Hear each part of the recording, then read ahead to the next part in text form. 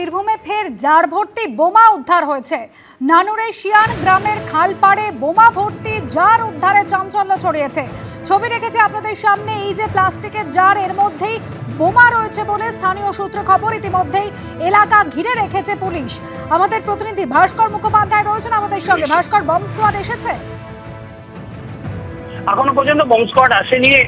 আজকে সকাল 8:30 নাগাদ নানুর বিধানসভার বোলপুর থানার শিয়ান ক্যানেল পাড়ে সেখানে একটি জারের মধ্যে বোমা পায় পুলিশ এবং স্থানীয় বাসিন্দারা প্রথমে দেখে। তারপর বোলপুর থানায় খবর দেওয়া হয়, বোলপুর থানা পুলিশ বাহিনী যায়, পুরো এলাকায় ঘিরে ফেলে।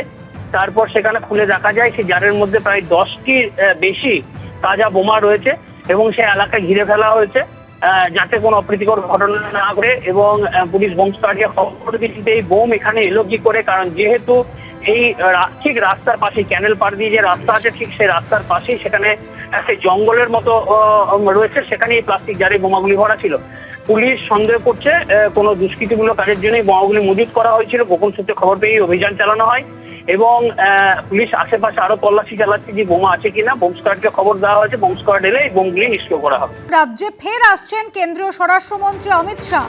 মায়াপুরে ইসকনের কর্মসূচিতে যোগ দিতে আসছেন কেন্দ্রীয় স্বরাষ্ট্রমন্ত্রী আগামী বুধবার।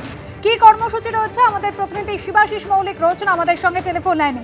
শিবাশিস, আগামী বুধবার দুপুর 1:30টার পর কলকাতা বিমানবন্দরে নামবেন অমিত শাহ। এরপর তার কি কি কর্মসূচি রয়েছে? যে বিষয়টা জানা যাচ্ছে এখনো পর্যন্ত, তাতে কেন্দ্রীয় স্বরাষ্ট্রমন্ত্রী একেবারেই মায়াপুর মন্দিরের ইসকনের একটি বিশেষ অনুষ্ঠানের জন্য তিনি বুধবার পশ্চিমবঙ্গে আসছেন এবং সূচি অনুযায়ী তিনি দুপুর 1:30 নাগাদ কলকাতা বিমানবন্দরে এসে পৌঁছবেন। 1:40 নাগাদ তিনি কলকাতা বিমানবন্দর থেকে ইসকনের উদ্দেশ্যে কপ্টারে পাড়ি দেবেন এবং হেলিকপ্টারে তিনি 2:20 নাগাদ মায়াপুরে পৌঁছানোর কথা রয়েছে। এরপর সেখান থেকে তিনি সরাসরি চলে যাবেন মায়াপুরের ইসকনের মন্দিরে এবং সেখানে 2:25 থেকে 4:25 পর্যন্ত একটি বিশেষ অনুষ্ঠানে তিনি যোগদান করবেন।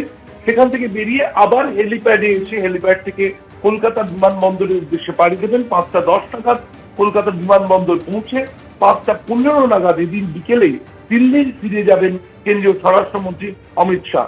তার এই সফর একেবারেই কোন রকম রাজনৈতিক কর্মসূচি কিন্তু এই সফরে নেই, এমনটাই এখনো পর্যন্ত জানা যাচ্ছে।